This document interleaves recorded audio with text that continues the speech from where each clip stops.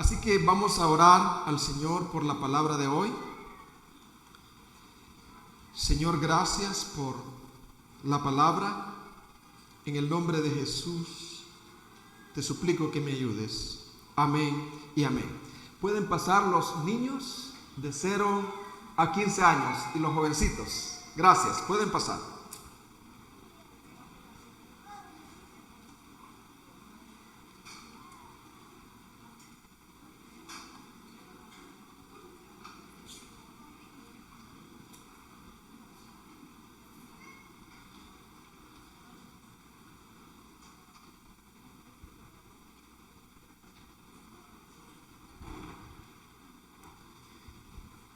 Bien, hermanos, vamos a continuar con la enseñanza que iniciamos el domingo pasado. Y la enseñanza se titula El diaconado.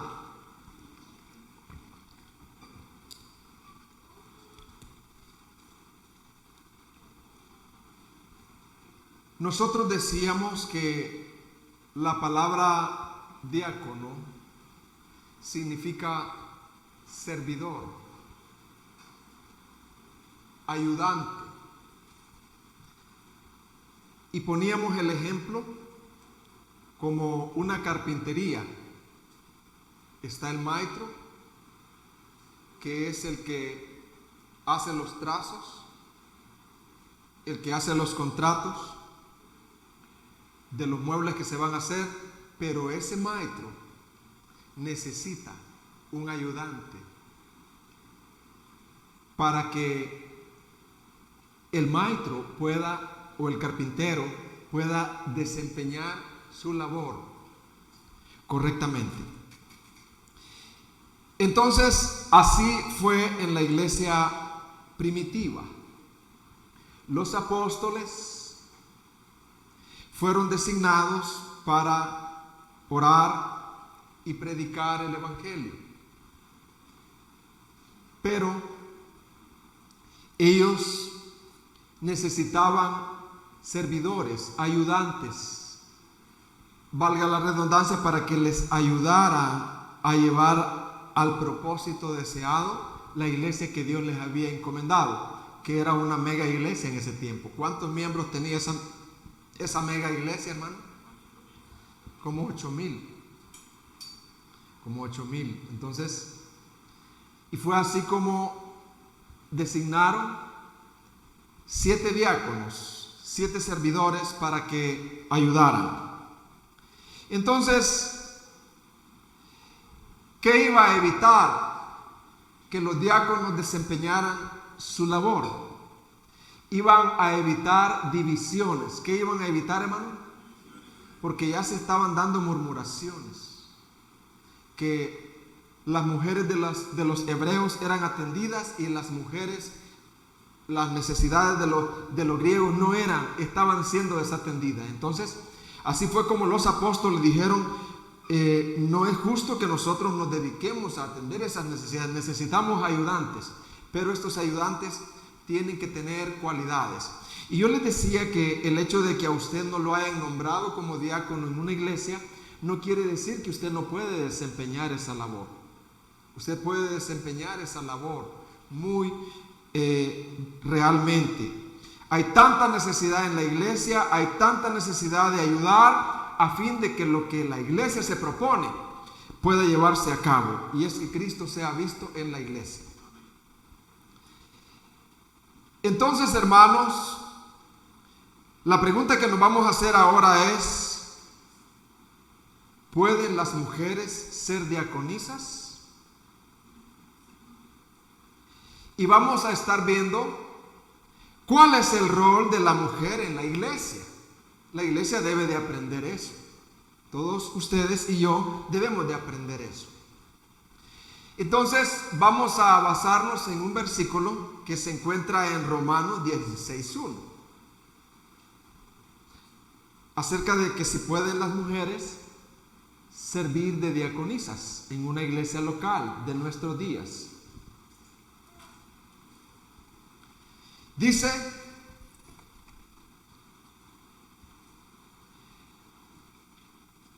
les recomiendo a nuestra hermana Febe. ¿Cómo se llamaba ella? Febe. ¿Qué más dice?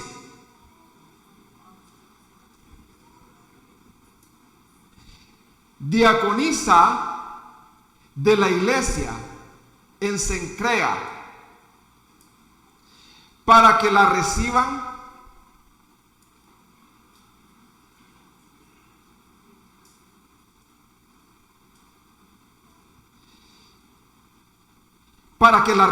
en el Señor de una manera digna de los santos, y que la ayuden en cualquier asunto en que ella necesite de ustedes. Y ahí está lo que ella había hecho. Porque ella, ¿qué dice, hermano? No dice que era predicadora o era pastora, no.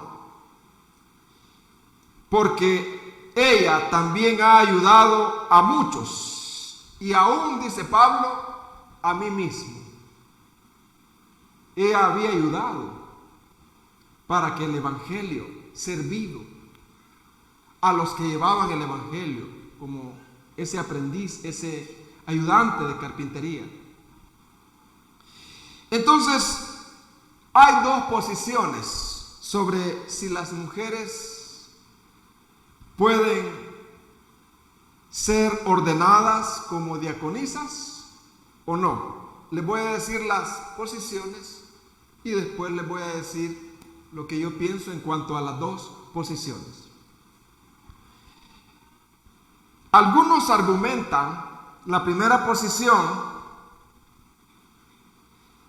que Febe era una servidora, no hay duda, pero que no tenía el oficio de diaconisa como una diaconisa ordenada.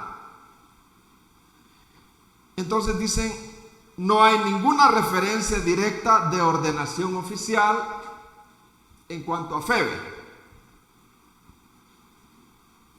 Entonces, esta posición dice que el oficio de diácono, ya ordenado, es específico para el género masculino. Esa es una posición. Pero hay otra posición, como la Biblia no es clara en esto, y a eso se le llama las partes grises de la Biblia. Una parte gris que es oscura, que está ahí pero no está clara. Hay otra posición que dice que, así como la palabra misma de la definición diáconos, como el llamado que Dios ha hecho a las mujeres a servir, y que se ve claramente en la vida de todas las Marías que servían a Jesús. Saben que cuando Jesús andaba, habían varias Marías que andaban con él. ¿Qué andaban haciendo ellas, hermanos? Ayudando, sirviendo, siendo diaconisas. Entonces, ¿qué creemos nosotros?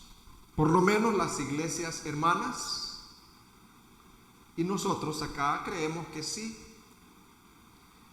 Llega el momento en que sí se puede oficializar a una hermana como diaconisa, no para que predique, sino una hermana que realmente tenga el don de diaconisa, y se puede oficializar, orar por ella y nombrarla para que la iglesia le reconozca como tal.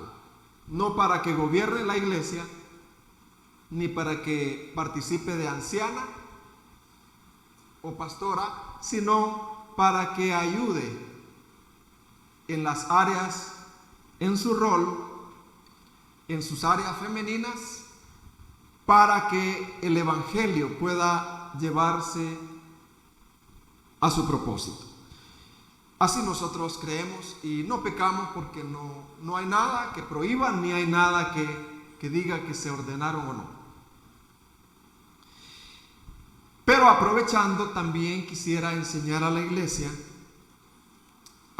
local, nosotros como iglesia apegada a la palabra, acerca del rol de la mujer.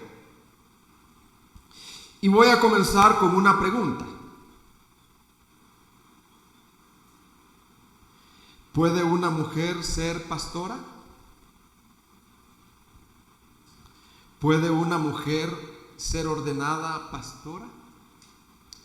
Y me voy a basar en las palabras del hermano Sugel Michelén, literales. Y él explica lo siguiente en cuanto a eso, muy apegado a la palabra. Dice el hermano que Dios hizo al hombre y a la mujer en Génesis varón y hembra. ¿Cómo los hizo Dios? Varón y hembra. Génesis 1:27. Y la razón por la cual Dios hizo primero al hombre varón, con las cualidades de varón, de liderazgo, fue para que representara a Dios en la tierra, que Dios es varón.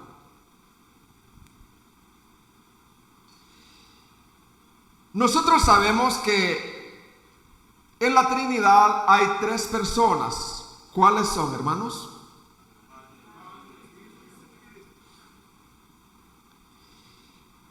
El Padre no es mayor que el Hijo, ni el Hijo es menor que el Padre, ni el Espíritu Santo es menor que el Hijo. Ambos son iguales, pero en roles. ¿Quién toma la iniciativa? ¿Quién gobierna? El Padre. Y por eso el Hijo no es menor. Así es el orden de Dios. Dios el Hijo voluntariamente se somete a la voluntad del Padre. Y eso no lo hace menos Dios, ni inferior.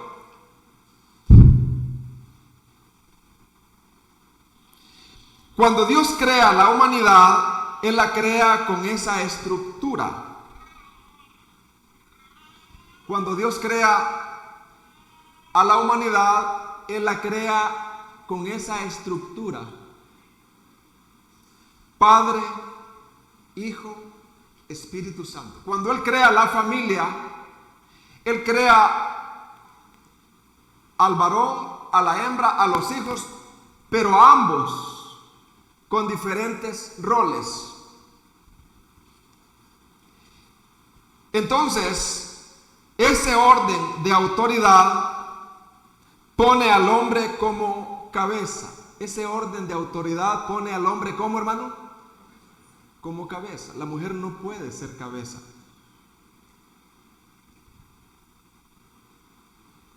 Entonces, en el Nuevo Testamento, Dios establece esa estructura. Así, el hombre es cabeza y la mujer, el rol de la mujer es ayuda. Y ambos son iguales, pero distintos en roles. Y por eso es que 1 Timoteo 2:11 dice acerca de si la mujer puede ser pastora o no. Dice 2:11: la mujer aprenda, ¿cómo dice? En silencio, con toda sujeción, porque no permito a la mujer enseñar o predicar. Y está hablando al hombre, no es que la mujer no puede enseñar a mujeres. No permito a la mujer enseñar ni ejercer dominio o autoridad sobre el hombre, sino estar, como dice, en silencio. O sea, no es que la mujer va a estar calladita y no va a poder opinar, no va a poder, ¿verdad? En un determinado momento, no. Calladitas todas las mujeres, no. Sino en silencio significa bajo autoridad, desempeñando el rol, que no tome el rol del hombre, sino su propio rol que Dios le ha dado. ¿Y por qué dice? Porque Adán fue formado primero, después Eva. ¿Por qué Dios formó a Adán primero? Porque Adán le representa. Adán recibió instrucciones directas. La mujer no, la mujer la recibió de Adán. Porque Adán fue formado primero, después Eva. Dios establece ese orden, cómo debe de funcionar el hogar, la sociedad y la iglesia. Por eso la mujer no puede ser predicadora a los hombres o pastora de una iglesia donde hay hombres. ¿Se entendió eso, hermano? Ahora, puede haber discusión en esto y diga, pero mire, yo sé que hay mujeres que tienen dones. Claro que sí. Y yo sé que muchos se han convertido por el ministerio de la mujer. Claro que sí. Pero eso no quiere decir que esta mujer, al ser pastora o predicadora donde hay hombres, no está violando las escrituras. Dios respalda su palabra y Dios puede usar a quien sea como a Él le plazca, incluso a Satanás, para salvar almas. Entonces, por eso nosotros creemos, ¿verdad? Imagínense el oficio precioso de la mujer en el hogar. Hay una niña chiquita y un niño, ¿verdad? Ella está pendiente de esa niña, está pendiente de la medicinita, de la pastillita, porque la mujer es cuidadosa. Se levanta en la noche, le cambia todo, prepara la comida, ¿verdad? Lava los trastes. No que el hombre no puede hacer eso, claro, pero es que a la mujer le fluye eso. Le fluye cocinar, no que el hombre no puede hacer eso. Ve las gallinitas y el hombre se levanta, se va a trabajar y viene, ¿verdad? Y ayuda, ¿verdad? Entonces, pero imagínense una mujer que sea pastora. Entonces el hombre tiene que tomar todo el rol de la mujer. Él tiene que, mientras la mujer está pastoreando, dirigiendo, él tiene que cuidar la niña, ver por la pastillita, ver por las gallinitas, lavar las cositas. Hermano, eso es invertir el orden. ¿Se entiende, hermano? No puede ser eso. No puede. Eso no es defendible. Eso no es, está en la palabra. Así es. Por eso una mujer que sea pastora, y bien lo dice el pastor MacArthur, bien le conviene a esa mujer regresar al hogar, ser humilde y regresar al hogar, ¿verdad? Y que Dios levante a quien quiera levantar, pero que sea un varón que le represente, ¿Se entiende, hermanos? Ahora, ¿cuántas cosas puede hacer la mujer en la iglesia? Porque, hermanos, las mujeres son tan hábiles y tienen un montón de dones que uno no tiene. ¿Cuántas cosas puede hacer la mujer en la iglesia? La mujer no puede estar inactiva en la iglesia.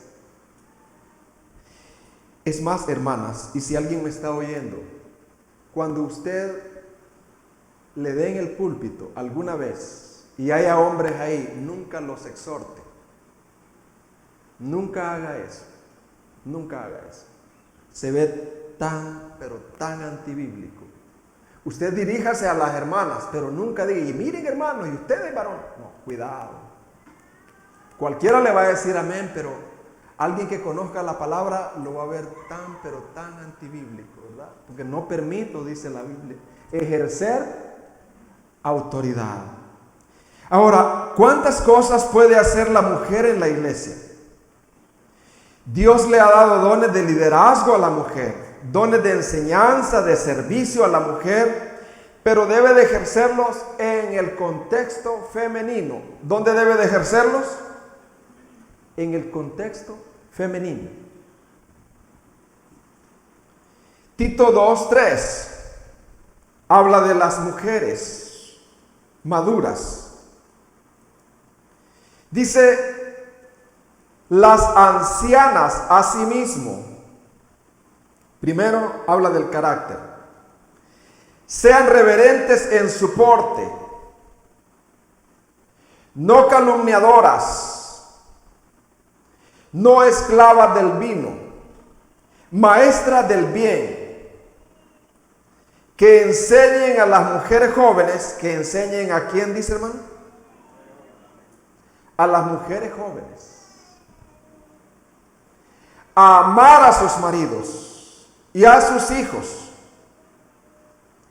a ser prudentes, castas, cuidadosas de su casa, buenas, sujetas a sus maridos, para que la palabra de Dios, ¿qué dice hermano?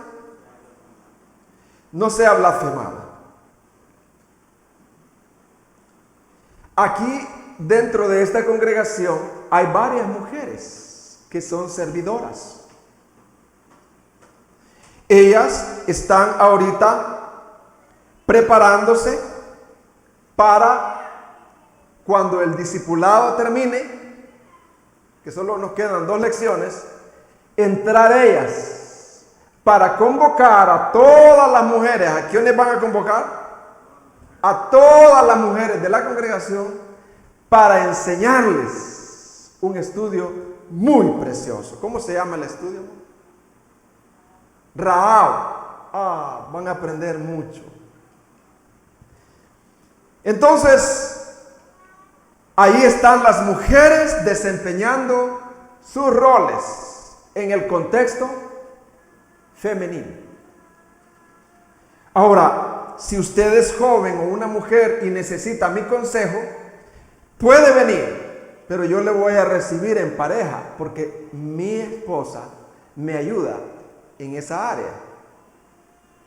Ahora, hay aquí mujeres a las cuales usted puede recurrir, hermana, porque eso nos ayuda a nosotros los varones para poder atender a las parejas, para poder atender otras necesidades, pero es precioso de mujer a mujer que haya confianza y que haya esa apertura. El hermano Miguel Núñez también habla cómo la figura masculina ha representado a Dios a través de la historia bíblica. Y él dice así: cuando Dios crea a la mujer, la primer pareja, ¿a quién creó primero? ¿A quién creó primero, hermano? Para que el hombre le representara.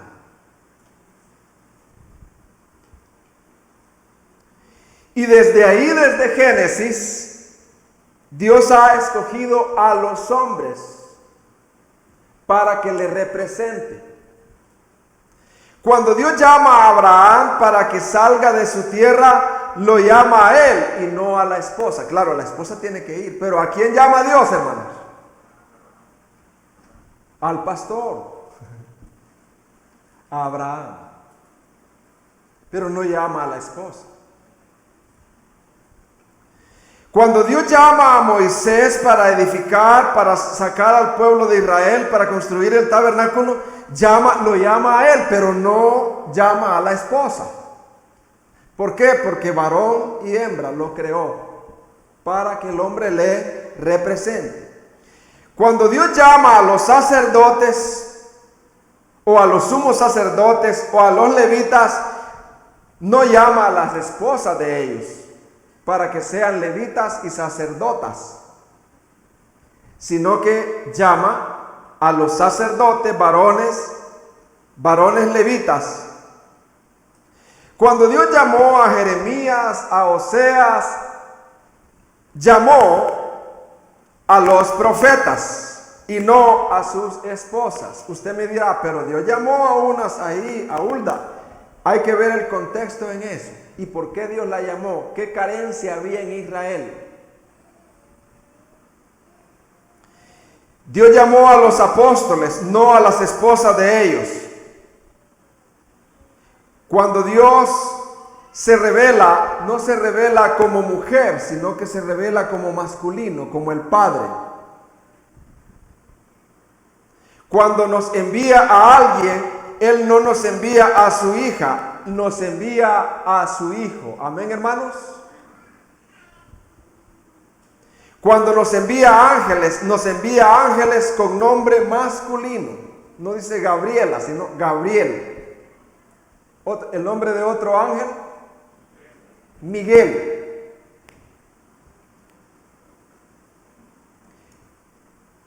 Entonces, hermanos, yo quiero enseñar eso porque ustedes como iglesia y mayormente la membresía deben de saber en qué creemos nosotros. Así creemos nosotros y así nuestras iglesias mediante van fundándose más iglesias. De esa manera vamos a desarrollar el ministerio. Ahora bien, yo quiero dar unas aplicaciones acá. Y esta aplicación va generalmente para las hermanas. Porque ¿qué podemos aprender de todo esto? Que el varón es la cabeza, la mujer la ayuda. Bueno, veamos lo que dice Efesios 5:22.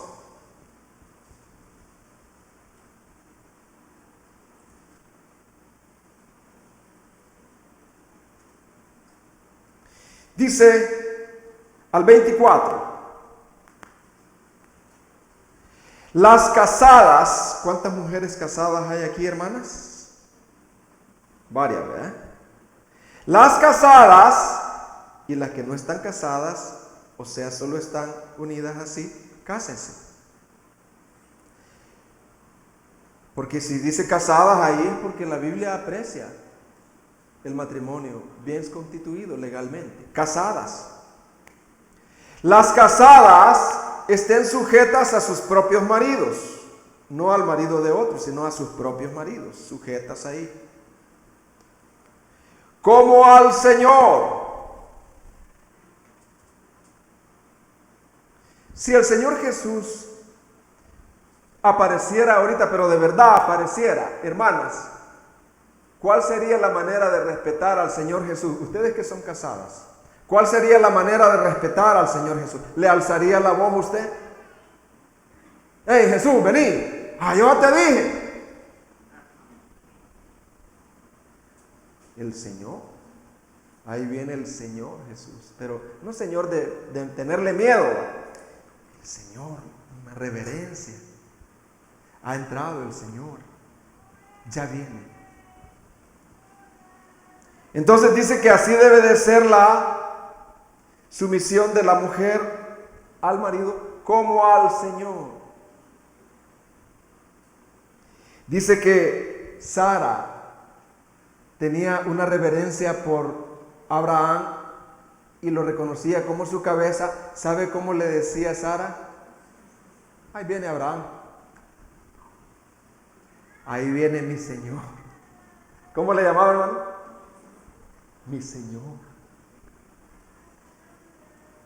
No era que no tenía confianza o le tenía miedo, no, pero había una reverencia. Porque Él es cabeza. Hermanas, y también los varones, primero nosotros debemos de darles el ejemplo. No le alcemos la voz a nuestra esposa. No le gritemos, por favor. Amén, hermanos. No seamos duros, sarcásticos con ella. Estoy hablando de mí mismo también. Tratémoslas bien, porque estamos tratando con una hija de Dios. Pero mayormente las hermanas, no es que el marido puede alzarle la voz, o irrespetarlo, pero mayormente las hermanas deben de reverenciar a su esposo, como al Señor. No hablar de Él con otras personas, respetarlo, servirle. ¿Por qué? Porque el marido es cabeza de la mujer. ¿Quién lo puso como cabeza? Dios. Él lo puso para gobernar, para ser la cabeza. Ahora, si él desempeña o no su papel, ya es otro dinero. Pero Él es la cabeza. Así como Cristo es cabeza de la iglesia, la cual es su cuerpo y Él es su Salvador, así que como la iglesia está sujeta a Cristo, así también las casadas lo estén a su marido en todo. Para que el que visite su hogar pueda respirar ese respeto que la mujer le tiene al marido. Diga, no, es que la manera de tratarlo, yo no sé, pero yo no trato así a mi marido. ¿Cómo? ¿Por qué que lo tratas así? Vení, vamos a un estudio. Efesios 5, los roles. Sí, pero tenemos muchos problemas. Es por eso, porque no se respetan los roles. Porque la mujer lo trata a él como a su hijo. Y hasta le dice, hijo. Entonces, hermanos, los divorcios, los problemas en los hogares se dan porque los roles están invertidos. Ahora, ya hablé sobre eso. Ahora vamos a ver las cualidades y requisitos de los diáconos. ¿De qué vamos a ver ahora, hermanos? Hay 3 cualidades que Hechos 6 enumera y vamos a explicarlas. Las cualidades de los diáconos, de los servidores. O sea, no es solo servir. Tiene que tener carácter al servir, porque si sirve sin carácter, no va a servir, sino que va a servirse y va a encender el fuego, va a encender la llama en lugar de apagarla. Cualidades. Ahora, estas cualidades o requisitos no solo son para los diáconos, ni para los servidores, porque alguien puede decir, como yo no soy diácono ni servidor, me puedo comportar como quiera. No, estas cualidades deben de anhelarla todo creyente. ¿Quién debe de anhelar estas cualidades? Todo creyente. La primera cualidad es de buen testimonio. ¿Cuál es la primera cualidad? De buen testimonio. El diácono no debe de ser acusado de nada escandaloso que se le pueda reprochar. El diácono debe de ser una persona íntegra, no perfecta, pero sí íntegra, y que su integridad sea notoria en su hogar y a donde vive, en su trabajo, en sus tratos con su hogar, en su familia y con los demás, de tal manera que se le pueda confiar sin escrúpulo este trabajo. De tal manera que si el jefe de este diácono en la empresa donde él trabaja viene acá y dice, ya sé por qué este es así. Y ellos van a ver ese carácter santo, no perfecto, en esta persona. Otra de las cualidades de un diácono es lleno del Espíritu. ¿Cuál es la otra cualidad, hermano? O sea, cuando estoy hablando de lleno del Espíritu, no me vayan a malentender. Ya ustedes saben como iglesia que no me refiero a eso. No me refiero a experiencias. Que salta, brinca y habla. No me refiero. Esa no es la llenura a la cual yo me refiero. Que danza, no. Lleno del Espíritu tiene que ver que es controlado por el Espíritu Santo. ¿Qué tiene que ver la llenura del Espíritu Santo, hermano? Controlado por el Espíritu Santo. Lleno del fruto del Espíritu, de esos frutos que aparecen en Gálatas 5. Lleno de ese fruto. Que hermano, la iglesia donde usted pastorea no es llena del Espíritu, por eso me voy. Espérese, no se vaya. Estudiemos qué es la llenura del Espíritu Santo.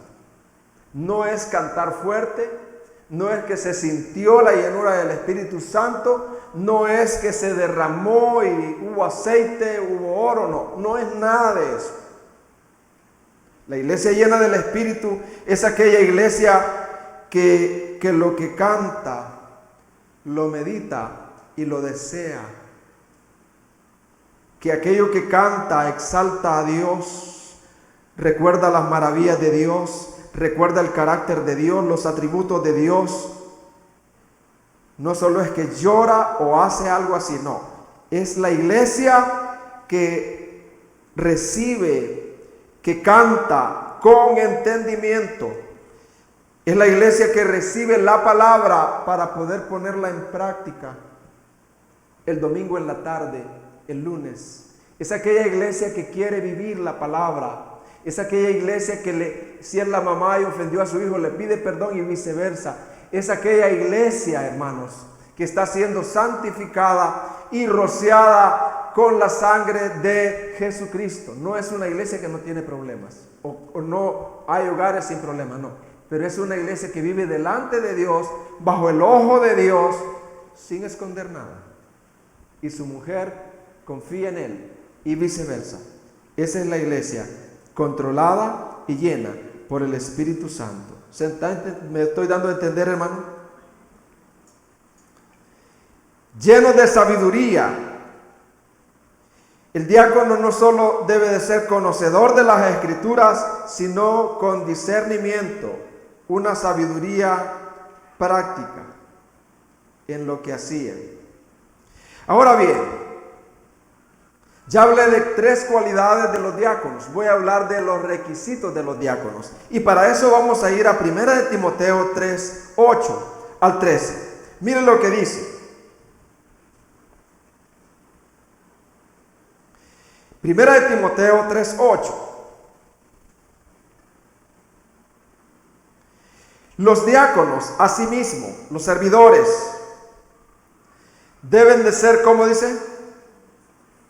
Honestos, sin doblez, no dados al mucho vino,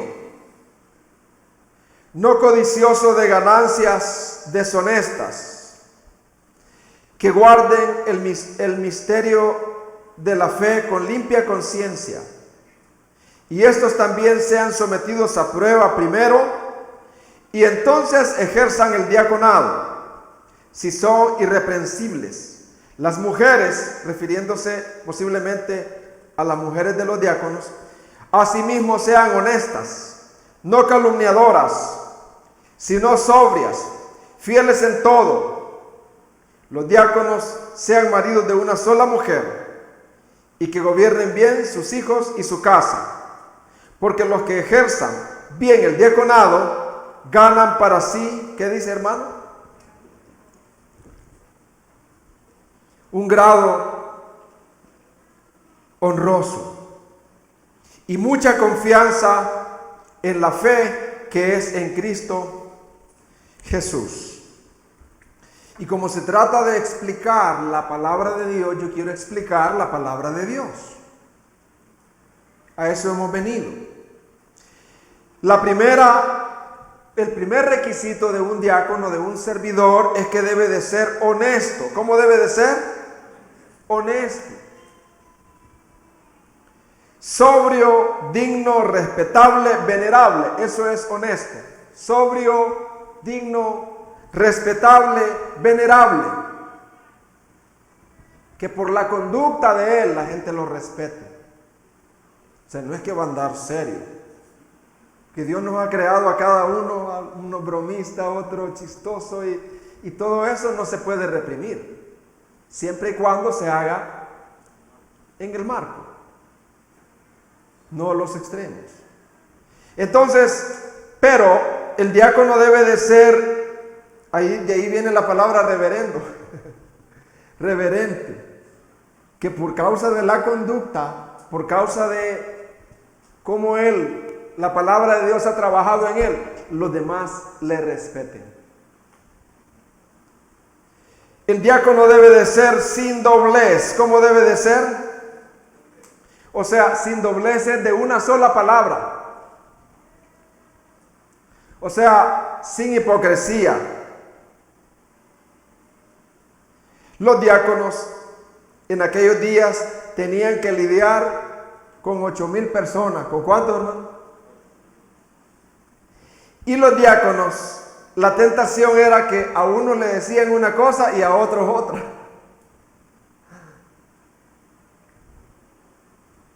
Por momentos hablaban mal de Pedro y cuando estaban enfrente de Pedro hablaban bien de Pedro. Tenían la tentación ellos de la inclinación a la hipocresía. Ellos tenían en contacto con el grueso de la comunidad. Ellos estaban tentados a querer complacer a los demás y no hacer lo correcto. Decir una cosa a unos y otra a otros, un hombre que dice la verdad desde la primera vez sin ninguna intención de engañar. Por eso dice, los diáconos deben de ser sin doblez. Sin doblez. También otra característica de su carácter es no dado al mucho vino. ¿Cuál es la otra característica, hermano? No dice que no puede tomar vino, pero dice no dado al mucho vino. Pero no alguien con vicios, con adicciones, con esclavitudes. No codicioso de ganancias deshonestas. No una persona avara que quiera enriquecerse a costa de lo que sea. Otra característica del diácono es que sea guardador de la sana doctrina. ¿Cómo, hermano? Guardador de la sana doctrina. Por eso nosotros enseñamos doctrina. Módulo 1 al 6, ahí lo enseñamos. Para que todos tengamos una sana doctrina. Y anhelamos que toda la iglesia pase esos cursos para que toda la iglesia esté sincronizada. Pensemos una misma cosa en base a la palabra y a la sana doctrina que Dios nos ha dado.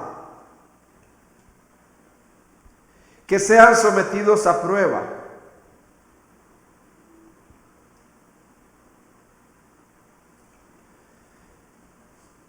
¿Cómo se hace esto? Bueno, no especifica. Pero digamos, lo que se hace en las iglesias bíblicas es lo siguiente. Cuando hay propuestas de diáconos potenciales, candidatos para el diaconado, lo que se hace en las iglesias bíblicas, en principio, como lo haga cada uno, ¿verdad? Pero estos diáconos son examinados. ¿Cómo son, hermano? Son examinados. ¿Quién los puede examinar? Bueno, el grupo de ancianos o pastores o la congregación misma. ¿De qué manera? Bueno, si alguien está y es un potencial para candidato a diácono, entonces el grupo de ancianos lo llama y luego se somete al proceso de examinación. Entonces uno de los ancianos o dos con su esposa van a la casa de él. ¿Platican con quién? Con su esposa. Una serie de preguntas y con toda libertad. Platican con sus hijos. Si fuera posible, con algún vecino. Indagando, podría ser en su trabajo también. Y luego que él pasa la prueba en su hogar, debe de pasar la prueba en su iglesia. Tenemos a Julano y Julano para candidatos a diáconos.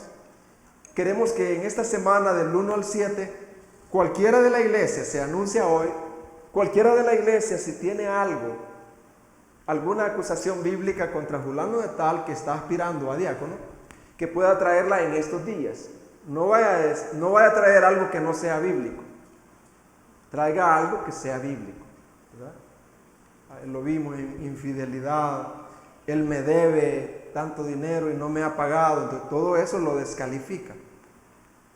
¿Verdad? Pero si no, es que pasa por ahí y no me habla, no, hermano. Todo serio ahí. Usted ve el carácter de él así, estaba preocupado, ¿y quién no? Entonces tiene que calificar como una acusación bíblica.